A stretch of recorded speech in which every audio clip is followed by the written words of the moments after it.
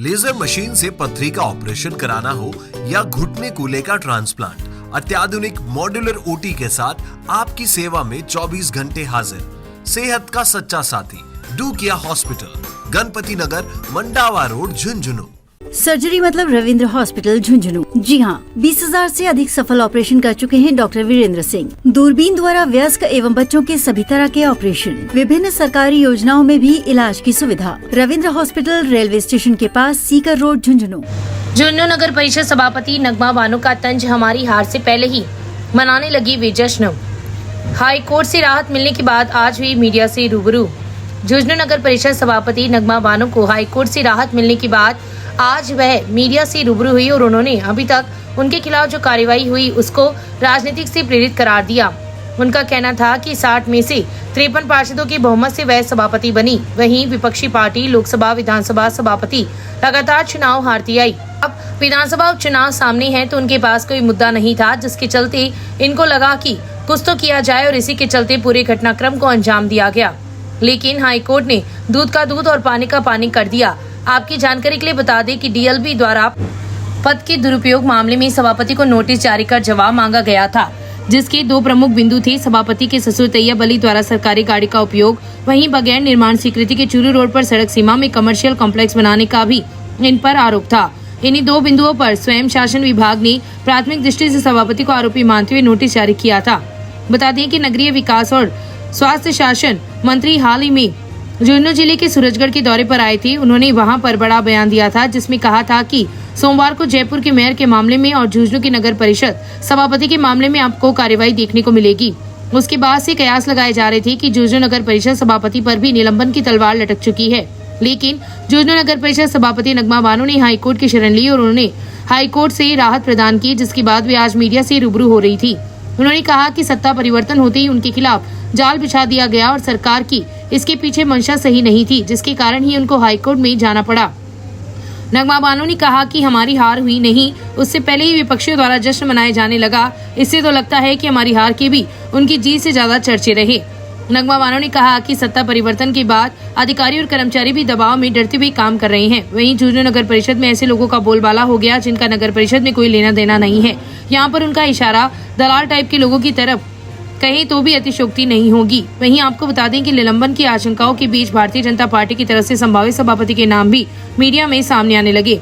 इस सवाल के जवाब में नगर परिषद सभापति नगमा बानो ने मुस्कुराते हुए कहा कि उन सबको मेरा प्रणाम है। प्रेस वार्ता में कांग्रेस के कार्यकारी जिला अध्यक्ष खलील बुडाना, उप सभापति राकेश झाझड़िया, पार्षद प्रदीप सैनी सहित बड़ी संख्या में पार्षदगण एवं कांग्रेस के कार्यकर्ता और पदाधिकारी उपस्थित रहे। शिकाड़ी लाइव ब्यूरो रिपोर्ट, झुंझुनू। जवाब दिया है, जिस तरीके से कार्यवाही होती है मैंने उसी तरीके से किया है।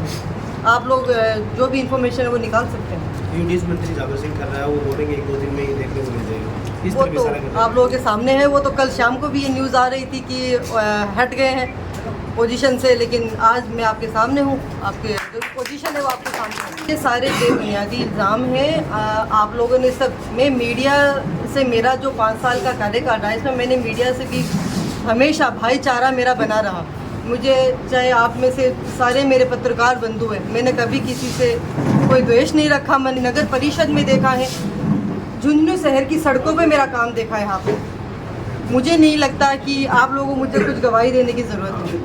इतनी मैं आपसे उम्मीद लगा सकती हूँ, क्योंकि जहाँ जहाँ मैं नहीं बोली, मैं नहीं आई, वहाँ वहाँ मेरा काम बोला है। मेरा कहीं भी अल्हम्दुलिल्लाह मेरा इतना अच्छा ये कार्यकाल गुजरा क्योंकि मेरे पास एक पार्षदों की इतनी अच्छी टीम थी। आप लोग मानिए कि 60 में से 53 बहुमत से पूरे राजस्थान में एक रिकॉर्ड बना के मैंने जीत हासिल की थी। उसके पीछे अगर जो श्रेय जाता है वो मेरी पूरी पार्षदों की टीम को जाता है, बिना किसी भेदभाव के। मेरा 53 पार्षदों का जो बहुमत मुझे मिला, उसमें से किसी भी एक पार्षद ने मेरे साथ कभी किसी भी तरीके का बुरा व्यवहार नहीं किया, हमेशा मेरा सपोर्ट किया। सरकार से मैंने लड़ाई लड़ी, उसमें भी सब ने मेरा भारी बहुमतों से मुझे ये लोग सपोर्ट कर रहे हैं। किसी का नाम नहीं लेके अपन मोटे मोटे मुद्दों पे बात करते हैं, कि अपन को ज़्यादा बातों को खींचने से कोई मतलब नहीं है। उसमें मैं आप लोगों को एक बात बताना चाहूँगी कि आज से जैसे 4 साल पहले अपना काम बढ़िया तरीके से चला, अपन ने खूब विकास किया। जहाँ जहाँ विकास हुआ, जहाँ जहाँ लोकार्पण शिलान्यास हुए, आप लोग हमारे साथ रहे, आप लोगों ने पूरा सपोर्ट हमें किया। जैसे ही पिछले इन 9 महीनों में जिस तरीके से सत्ता परिवर्तन हुआ, उसके तुरंत बाद ये चीज़ें निकल के सामने आई। उसमें कुछ चीज़ें जो मोटा मोटी मैं आप लोगों को बता दूँ, जो आप लोगों के लिए शायद वो काफ़ी होगा बताने के लिए। हम लोगों ने नगर परिषद में खूब विकास किया, लेकिन कुछ विकास बाकी रहा। उसमें हमारा जो हम लोगों ने NITयाँ लगाई, जैसे ही सत्ता परिवर्तन हुआ उन NITयों को रोक दिया। हम लोगों ने हमारे वर्क ऑर्डर जारी किए हुए थे, उन वर्क ऑर्डर को रोक दिया। नगर परिषद में अधिकारी काम करते हैं, उनके ऊपर इतना प्रेशर डाला गया कि अधिकारियों ने काम करना बंद कर दिया, क्योंकि वो भी बेचारे डरते हैं अपनी पोस्ट को लेके। तो उनको इतना प्रेशराइज किया गया कि वो लोग भी उन चीज़ों को लेके डर डर के दबाव में आके काम करने लगे। आपका मानना है कि राजनीतिक हस्तक्षेप हो रहा है बिल्कुल, अधिकारियों और कर्मचारियों बाकी में? कुछ नहीं है। कुछ भी हमारा ना कहीं किसी पार्षद के साथ हमारा द्वेष रहा, ना हमारी पर्सनली लड़ाई है कि कोई पार्षद हमारे पीछे ये कर रहे हैं, ऐसा कुछ नहीं हुआ। बस चीज़ें जो है वो सामने आ रही है, वो इतना ही है। लोकसभा हारे, विधानसभा हारे, अब सभापति की सीट हारे। शुरू से लेके अब तक जो इनका एक मानस बन गया कि अब हार रहे हैं, अब करें क्या। आगे आने वाला वक्त उपचुनाव का आ रहा है, उनमें भी उनको थोड़ा बहुत तो कुछ चाहिए मिर्च मसाला, कि भैया अपन थोड़ी बहुत तो कोशिश करें आगे आने की। बस इसी को बेस बना के इन लोगों ने जो भी कार्यवाही इन लोगों ने अभी जो की है वो उसी के बेसिस पे की है।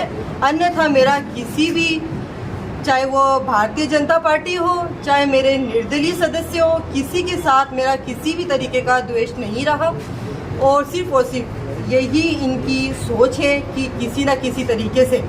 और एक बात आप लोगों के सामने है कि अपन हारे नहीं, उससे पहले लोगों ने जीत की खुशियाँ मनाना शुरू कर दी। समझते हो? बिल्कुल। अपन हारे नहीं उससे पहले, तो मतलब उनकी जीत से ज़्यादा चर्चे तो हमारी हार के हो गए। ये भी हमारे लिए प्लस पॉइंट है, न कि माइनस पॉइंट रहा। अच्छी बात है, होना चाहिए। थोड़ा बहुत लोगों को पता भी तो चलना चाहिए कि अपने अंदर कुछ बात है।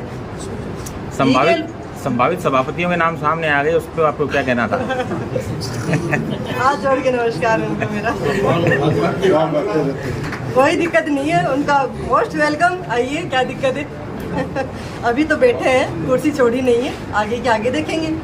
और इंशाल्लाह 4 साल बड़ी हंसी खुशी से निकले, लास्ट के 2 महीने भी आराम से कुर्सी में निकालेंगे और आपके साथ निकालेंगे। अपन को ये लगे ना, जब सत्ता परिवर्तन का जाल जब सब जगह फैला, तब आपको लगता है कि कहीं हमारे जो आपको तवज्जो मिलेगी?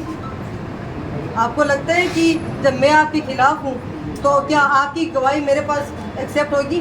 अच्छा, जैसे ही सत्ता परिवर्तन हुई तो ये जो जाल था, और जाल इस तरीके से बुना गया कि इनको हर जगह से घेर लिया जाए। आज इल्ज़ाम लगते हैं, पार्षदों पे लगाते हैं, मेरी टीम पर लगाते हैं। मेरी नगर परिषद में कोई भी सदस्य ऐसा नहीं बैठता है, कोई भी ऐसा सदस्य नहीं है जो नगर परिषद से जुड़ा ना हो, चाहे वो मेरे मनोनीत सदस्य हो, चाहे वो मेरे पार्षद हो। अभी आप नगर परिषद की पिछले 9 महीने में हालत देखना चाहोगे तो आप देखिए, जिनका कोई लेना देना नहीं है वो लोग आपको वहाँ मिलेंगे। मैं किसी का नाम नहीं लेना चाहूँगी, आप लोगों से कुछ भी छुपा हुआ नहीं है।